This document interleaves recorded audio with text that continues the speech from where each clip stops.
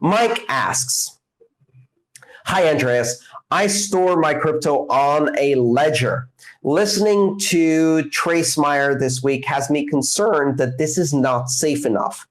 Trace says you need Bitcoin Core for network validation, Armory for managing the private keys, and a Glacier protocol for standard operating procedures, and a Purism laptop for hardware. What is the gold standard for storing crypto for non-technical people? Is a hardware wallet good enough? And if my crypto has been on my hardware wallet for a year now, is it more or less likely to be hacked over time? So here's the thing. The different audiences, different groups of people are going to have different risk models, and they're also going to have different tolerance for technical complexity. And the important thing to realize here is that technical complexity is part of the risk model, meaning that if what you're trying to do with security is more technically complex than your level of skill, you introduce a very serious risk that you will lose your crypto, not because it's stolen, but because your ambition for technical excellence exceeded your skill level for technical execution, and you frankly messed it up. And this applies to every level of technical expertise. And there is always a higher level of security you can achieve by adding a bit more complexity. Security is not an on-off thing. It's not, it is secure or it is not secure. There is no gold standard for security that applies for everyone. There is a sweet spot where the risks that you face from external factors, from the adversarial model that you have identified, where you understand who might be after your crypto and under what circumstances they might access it. The risk model you have for resilient long-term storage, and also you should be thinking about inheritance and how your loved ones will deal with this if something happens to you. The risk model you have for simple loss, which includes a fire, a flood, an environmental disaster, a problem with your home, or the other areas where you store keys, termites that eat through your paper backups, or whatever else the risk model might be. And then you balance that against your technical skill, and you find which of these risks you can eliminate in a way that both you and the people you will designate as helping your loved ones recover your crypto if something happens to you can execute that technical plan flawlessly. That's the sweet spot. So Trace's sweet spot is Bitcoin Core for network validation, Armory for managing private keys, Glacier protocol for standard operating procedures, Purism laptop for hardware. Other people have a higher sweet spot. Maybe, for example, for Coinbase's cold storage, they use a Faraday cage. They have a room that is lined with an electromagnetic shield so it won't leak RF. And other people use nothing, right? So there's a range here. What Trace is doing is identifying his sweet spot based on his technical level of expertise and the people around him that he has able to assist him and others if the need comes. He's also balancing this against his lifestyle and where he lives and what access he has to secure locations to store his keys, et cetera, et cetera, et cetera. None of this is going to be the same for you. You have to figure out what is right for you. For 99% of users, this is not right. And the reason it's not right is because 99% of users of crypto do not have the technical expertise to execute on a plan of this complexity. As a result, what they will do is they will overextend and underachieve on technical execution, and they stand a much bigger risk of losing crypto because of key loss than having crypto stolen because of an external adversary. Your own lack of technical expertise and your overambition in execution is going to cause you to lose your crypto, not some nefarious hacker. Having said that, what can you do that is practical? If you have your crypto on a hardware wallet, that is a fairly high level of security. The important question then comes, where is that hardware wallet backed up? Where are those backups stored? How are those backups stored? And do you have additional layers of security? For example, if you have a hardware wallet with a PIN, then the hardware device itself is somewhat secure, but it's still vulnerable to physical attacks, meaning you have to secure the physical location where you have that hardware wallet. A wall safe, floor safe, or even a hidden compartment where you can hide your hardware wallet is often enough security if people don't know that you have crypto. If people know that you have crypto and they know where you live, then you have a slightly higher degree of risk, and you need to account for that. Now about the backups. Writing 24 English words on a piece of paper with your own handwriting is probably the most resilient way you can back up your hardware wallet. You have to protect that seed.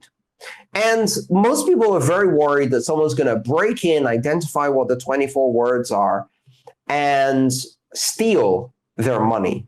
That's not the biggest risk. The biggest risk is you lose it, you forget where you put it, you didn't do the backup in the first place, it got moisture, that's going to be a real problem. Paper gets wet and it gets destroyed, the ink bleeds, whatever.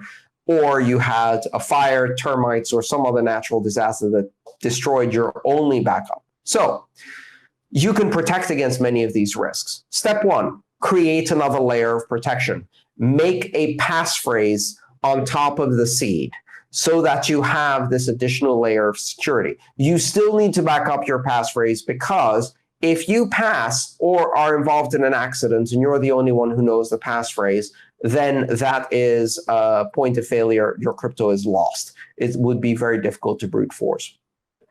A simple 4 to 6 word random English word passphrase is sufficient if you physically protect your seed from disclosure.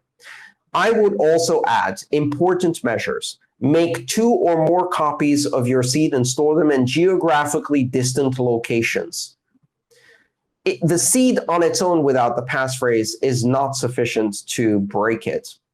Take that paper seed and laminate it so that it is protected from moisture, which is the #1 risk. Then put it in a tamper-evident sealed envelope. You can buy these by the hundreds from retailers. They're often used for cash donations in religious institutions and things like that. This will allow you to ensure with easy inspection whether anyone has peeked at your seed and give you peace of mind that no one has accessed that particular copy of the seed. Create more than 2 copies of it. Put it in a standard fireproof safe that can resist a fire, and put 2 copies in 2 different locations which are unlikely to burn down at the same time. With these measures in place, you have protected yourselves from the biggest risks, which are accidental damage, environmental damage, and loss due to insufficient backups. You have to also back up those 4 to 6 word passphrases. Write those down on paper, laminate those, put them in a tamper-evident envelope, store 2 or more copies in 2 or more different locations from where their seeds are. And then finally, write a letter so that people know that these things exist, and coordinate with your family so they know that these things exist, but they can't easily access them and take away your crypto. For most people, the simple Stone Age technology of paper, pencil, with a little modern addition of a laminated sheet so you don't get moisture damage, and a simple, cheap plastic envelope that makes it obvious if someone has peeked at your seed, is sufficient. You do not need to go to the extremes and the technical complexity of Glacier protocol. And here's the problem. When people give advice like this, when they say that if you don't achieve this level that I feel confident at, you are not secure, what they're doing is not encouraging people to achieve better security.